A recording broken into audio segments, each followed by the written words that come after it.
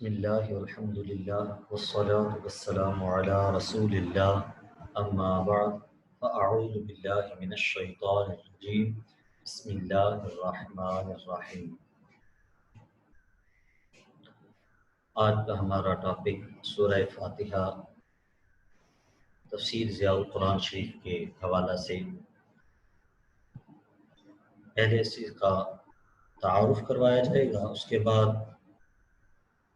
اس کے معانی اور تفسیر بیان کی جائے گی۔ سورہ فاتحہ یہ وہ مختصر لیکن حقائق اور معانی سے لبریز، دل نشین و دلاویز، جلیل القدر صورت ہے جس سے اس مقدس آسمانی کتاب کا آغاز ہوتا ہے۔ اس نے تاریخ انسانی کا رخ موڑ دیا، اس نے فکر و نظر میں انقلاب پیدا کر دیا، جس نے قلب و روح کو نئی زندگی بخش دی۔ اس پاک صورت کی گوناگون برکات کو کیوں کر قلم بند کیا جا سکتا ہے؟ وہ متعدد نام جن سے نبی اکرم صلی اللہ تعالی علیہ وآلہ وسلم نے صورت کو یاد فرمایا، حقیقت شناس نگاہوں کو ان فیوز و برکات سے آشنا کر دیں گے جو اس میں بڑی خوبصورتی سے سمو دیے گئے ہیں۔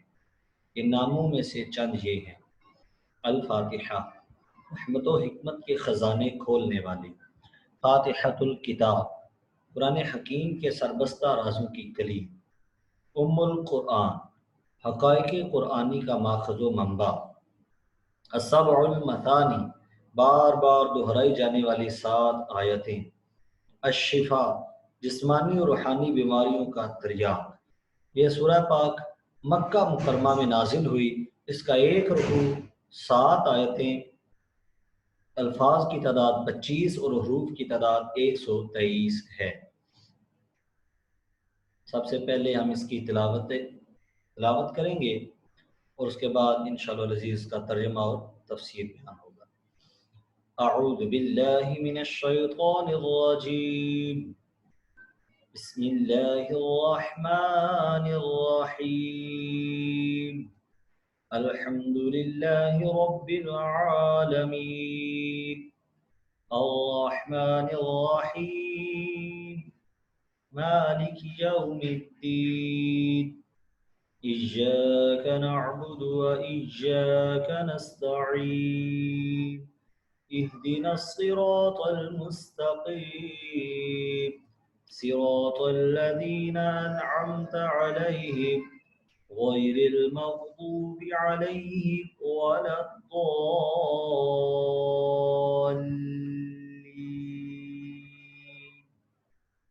آمين۔ سب سے پہلے ہم سورہ فاتحہ شریف کے ترجمہ شروع کرنے سے پہلے بسم اللہ الرحمن الرحیم کا ترجمہ کریں گے، جہاں سے کلام پاک کی ابتدائیہ کی بھی ابتدا ہو رہی ہے۔ حضور ذوالامت پیر محمد کرم شاہ الازہری رحمۃ اللہ علیہ اس کا ترجمہ لکھتے ہوئے ارشاد فرماتے ہیں: اللہ کے نام سے شروع کرتا ہوں جو بہت ہی مہربان، ہمیشہ رحم فرمانے والا ہے۔ اسلامی آداب معاشرت میں بسم اللہ الرحمن الرحیم کو اہم مقام حاصل ہے۔ ہمیں ہمارے ہادی و مرشد علیہ الصلاۃ والسلام نے یہ سبق دیا ہے کہ ہر کام بسم اللہ الرحمن الرحیم سے شروع کرو، بلکہ یہاں تک فرمایا کہ اغلق بابک واذکر اسم اللہ، واطفئ مصباحک واذکر اسم اللہ، وخمر اناءک واذکر اسم اللہ، وأبق سقاءک واذکر اسم اللہ۔ تفسیر قرطبی کا حوالہ دیتے ہوئے ارشاد فرماتے ہیں اس کے اندر کہ دروازہ بند کرو تو اللہ کا نام لیا کرو، دیا بجھاؤ تو اللہ کا نام لیا کرو، اپنے برتن ڈھانپو تو اللہ کا نام لیا کرو، اور اپنی مشق کا منہ باندھو تو اللہ کا نام لیا کرو۔ مقصد یہ ہے کہ ہر کام چھوٹا ہو یا بڑا کرتے وقت انسان اپنے کارساز حقیقی کا نام لینے کا قوت ہو جائے، تاکہ اس کی برکت سے مشکلیں آسان ہوں، اس کی تائید و نصرت پر اس کا توکل پختہ ہو جائے۔ نیز جب اسے ہر کام شروع کرتے وقت اللہ کا نام لینے کی عادت ہو جائے گی تو وہ ہر ایسا کام کرنے سے رک جائے گا جس میں اس کے رب تعالیٰ کی ناراضگی ہو۔ امام قرطبی نے صحیح سند سے یہ حدیث نقل کی ہے عثمان بن ابی العاص نے شکایت کی کہ یا رسول اللہ صلی اللہ علیہ وسلم، جب سے مشرف کا اسلام ہوا ہو جسم میں درد رہتا ہے۔ حضور اکرم صلی اللہ علیہ وآلہ وسلم نے فرمایا کہ جہاں درد ہو وہاں ہاتھ رکھ کر 3 بار بسم اللہ الرحمن الرحیم پڑھو اور 7 بار یہ جملہ کہو، اعوذ بعزت اللہ وقدرتہ من شر ما اجد واحاذر، تو اللہ رب العزت اس کے درد دور فرما دے گا۔ اللہ معبود حقیقی کا عالم ذاتی ہے، ذات باری کے علاوہ کسی کے لیے استعمال نہیں ہوتا۔ تیسرا حاشیہ جو آپ لکھتے ہیں اس میں لکھتے ہیں یہ دونوں مبالغے کے صیغے یعنی الرحمن اور الرحیم، ان کا ماخذ رحمت ہے، اور رحمت الہی سے مراد اس کا وہ انعام و اکرام ہے جس سے وہ اپنی مخلوق کو سرفراز فرماتا رہتا ہے۔ وجود، زندگی، علم، حکمت، قوت، عزت اور عمل صالح کی توفیق سب اس کی رحمت کے مظاہر ہیں۔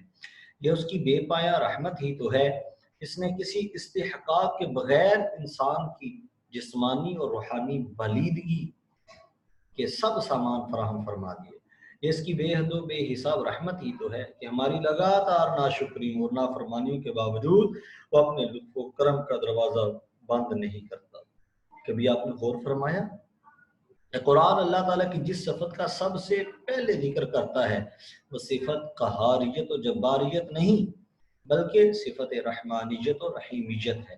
اس لیے کہ بندہ کا جو تعلق اللہ تعالیٰ سے ہے اس کا دار و مدار خوف و ہراس اور رعب و دبدبہ پر نہ ہو بلکہ رحمت و محبت پر ہو، کیونکہ یہی وہ اکسیر ہے جس سے انسان کی خفتہ صلاحیتیں بیدار ہوتی ہیں اور پنہا توانائیاں اشکار، اور یہی معراج انسانیت ہے کہ انسان اپنے آپ کو عیاں دیکھ لے۔ بعض حق ناشناس کہتے ہیں کہ اسلام کا خدا خونی ہے اور اپنے ماننے والوں کو خون خاری سکھاتا ہے۔ کاش وہ اسلام کی مقدس کتاب کے پہلے صفحہ کی پہلی آیت ہی پڑھ لیتے تو انہیں پتہ چل جاتا کہ اسلام کا خدا خونخوار نہیں الرحمن ہے۔ اس کی رحمت کا وسیع دامن کائنات کے ذرہ ذرہ کو اپنے آغوش رحمت، اپنے آغوش لطف و کرم میں لیے ہے۔ اسلام کا خدا صفاق نہیں بلکہ الرحیم ہے، اس کی رحمت کا بادل ہر وقت برستا ہی رہتا ہے۔ جیسے پہلے عرض کیا کہ یہ دونوں مبالغہ کے صیغے ہیں، ان کا معنی صرف رحمت کرنے والا نہیں بلکہ بہت اور ہر وقت رحمت کرنے والا ہے، لیکن الرحمن میں الرحیم سے بھی زیادہ مبالغہ ہے، یعنی بہت ہی رحم فرمانے والا، اتنی رحمت فرمانے والا جس سے زیادہ کا تصور بھی نہیں کیا جا سکتا۔ معناه المنعم الحقیقی البالغ فی الرحمت غایتها وذلك لا يصدق ولا غیر، اسی لیے الرحمن کا اطلاق بجز ذات الہی کے کسی پر نہیں ہوتا۔ مسئلہ بسم اللہ الرحمن الرحیم کلام الہی ہے، 2 صورتوں کو الگ کرنے کے لیے اس کا نزول ہوا۔ یہ نہ سورہ فاتحہ کی آیت ہے نہ کسی اور سورت کی، ہاں سورہ نمل کی ایک آیت کا جز ہے، اس لیے احناف و مالکیہ کے نزدیک سورہ فاتحہ کی طرح نماز میں اسے بلند آواز سے پڑھنا منع ہے۔ الحمدللہ، سب تعریفیں اللہ کے لیے۔ آپ اس کی تفسیر لکھتے ہوئے ارشاد فرماتے ہیں ہر خوبی و کمال جس کا ظہور اختیار اور ارادہ سے ہو اس کی ستائش و ثنا کو عربی میں حمد کہتے ہیں۔ تو اس لفظ حمد نے اس حقیقت کو بے حجاب کر دیا کہ اللہ تعالیٰ کا صفات کمال سے متصف ہونا اضطراری اور غیر اختیاری نہیں بلکہ اس کی اپنی مرضی اور ارادہ کی جلوہ نمائی ہے۔ کمال کہیں بھی ہو، جمال کسی روپ میں ہو، اسی کی کرشمہ سازی ہے، اسی کی با اختیار تدبیر کا اعجاز ہے۔ تو ستائش و تعریف کسی کی بھی کی جائے حقیقت میں اسی ذات بے ہمتا کی ہے جس کی قدرت و اختیار سے اس عالم رنگ و بو کی ساری رنگینیاں اور رعنائیاں روح پذیر ہیں۔ اسی لیے فرمایا الحمدللہ۔ سورہ فاتحہ کا آغاز الحمد سے کیا، اس سے اس امر کی طرف بھی اشارہ ہے کہ سالک جب راہ طلب میں قدم رکھے تو پہلے اپنے رب کی حمد کرے جس نے اس راہ پر گامزن ہونے کی اسے توفیق بخشی، جس نے منزل مقصود کی لگن اس کے دل میں پیدا کی، کیونکہ میری طلب بھی انہی کے کرم کا صدقہ ہے۔ قدم یہ اٹھتے نہیں، اٹھائے جاتے ہیں۔ یہ صورت میں دعا بھی ہے اور دعا کے آداب سے یہ بھی ہے کہ مولا کریم جس کے سامنے وہ دامن طلب پھیلا رہا ہے اس کی بخشش بے انداز اور اس کی عنایت جہاں پرور کا اعتراف کرے۔ رب العالمین کی ترجمہ اللہ کے لیے جو مرتبہ کمال تک پہنچانے والا ہے، یعنی رب یہاں پر مصدر ہے، اس کا معنی ہے تربیت، اور تربیت عربی میں کہتے ہیں تبلیغ الشیء الی کمالہ بحسب استعدادہ الازلی شیئا فشیئا۔ روح المعانی کا حوالہ، کسی چیز کو اس کی ازلی استعداد فطری صلاحیت کے مطابق آہستہ آہستہ مرتبہ کمال تک پہنچانا۔ اللہ تعالیٰ کی بے شمار نعمتوں سے منعم علیہ کے اعتبار سے اعلیٰ ترین نعمت تربیت ہے۔ اسی لیے حمد کے فوراً بعد اس کا ذکر فرما کر حامد کو یاد دلایا کہ جس کی تو حمد کر رہا ہے وہی حمد کے لائق ہے، کیونکہ اسی نے تجھے ضعف و ناتوانی، جہالت و بے بسی کی حالت سے نکال کر اس منزل تک پہنچایا۔ اور عالمین عالم کی جمع ہے، اور یہ ماخوذ ہے علم بمعنی علامت و نشانی سے، کیونکہ ہر چیز اپنے پیدا کرنے والے کا پتہ دیتی ہے۔ بھی اس میں اس لطیف نقطہ کی طرف اشارہ ہے، اسلام کا خدا کسی خاص قوم، نسل اور وطن کا خدا نہیں، تاکہ اس کی نوازشات کسی خاص قوم و نسل کے ساتھ ہی مخصوص ہوں، بلکہ اس کی ربوبیت کا رشتہ کائنات کی ہر شے کے ساتھ یکساں ہے، اور اسی لیے اس کے لطف و احسان کے سب مساوی طور پر حقدار ہیں، بشرطے کہ وہ اس کے احکام کی بجا آوری سے اپنے آپ کو اس کا اہل ثابت کرے۔ الرحمن الرحیم، بہت ہی مہربان، ہمیشہ رحم فرمانے والا ہے۔ مالک یوم الدین، مالک ہے روز جزا کا۔ مالک کہتے ہیں المتصرف فی الاعیان المملوکہ کیف شاء، وہ ہستی جو اپنے ملک میں جو چاہے کر سکے۔ اس لفظ عقائد باطلہ کی تردید ہو گئی ہے جن میں ہندوستان کے مشرق اور کئی دوسری قومیں مبتلا تھیں، یعنی خدا ہر مجرم کو سزا دینے پر مجبور ہے، اسے معاف کرنے کا ہرگز اختیار نہیں۔ قرآن نے فرمایا وہ مالک و مختار ہے، اور ہر چیز، جن و انس، سب اس کی ملکیت ہیں، جیسے چاہے ان سے سلوک فرمائے۔ اگر مجرم کو سزا دینا چاہے تو اسے کوئی روک نہیں سکتا، اور اگر بخشنا چاہے تو اسے کوئی ٹوک نہیں سکتا۔ دین کا معنی ہے حساب اور جزا۔ نبی کہتا ہے حساب کا یومن ما زرعت و انما یدان الفتا یومن کما ہوا دائم۔ ثواب و عذاب کی تعبیر لفظ دین سے کی تاکہ پتہ چلے کہ یہ ثواب و عذاب بلا وجہ نہیں، بلکہ ان کے اپنے اعمال کا طبعی ثمر ہے جس سے مفر نہیں۔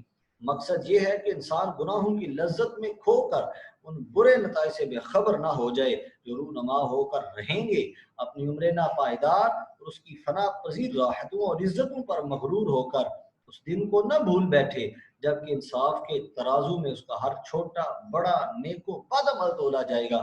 اس میں شک نہیں کہ وہ رب ہے، اس میں کلام نہیں کہ اس کی رحمت بے پایا ہے، لیکن اس کی یہ صفت کمال بھی ہر وقت پیش نظر ہے کہ وہ عادل ہے۔ حق تو یہ ہے کہ عدل کے بغیر اس کی صفات ربوبیت و رحمت کا کامل ظہور ہو ہی نہیں سکتا۔ کان کھول کر سن لو، وہ دن آنے والا ہے جب سطوت و جبروت کے سب موہوم پہ کر مٹ جائیں گے، اکڑی ہوئی سب گردنیں جھک جائیں گی، ظاہر و باطن میں اس کی فرمان روائی ہوگی جو حقیقی فرمان روا ہے۔ کتنی افسوسناک حقیقت ہے کہ وہ امت جس کے دین کے بنیادی عقائد میں روز جزا پر ایمان لانا ہے، میدان عمل میں اس کی غالب اکثریت میں اس ایمان کا کوئی اثر محسوس نہیں کیا جاتا، اور روز حساب اور مکافات عمل کے قانون سے یوں غافل ہیں گویا کسی نے انہیں یہ بات بتائی ہی نہیں۔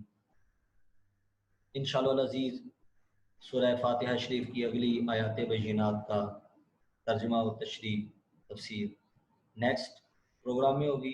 اللہ رب العزت کی بارگاہ میں دعا ہے جو کہا سنا اللہ رب العزت ہمیں سمجھنے کی اور اس پر عمل پیرا ہونے کی، درد دل رکھنے کی توفیق نصیب فرمائے۔ وما علیہ الا البلاغ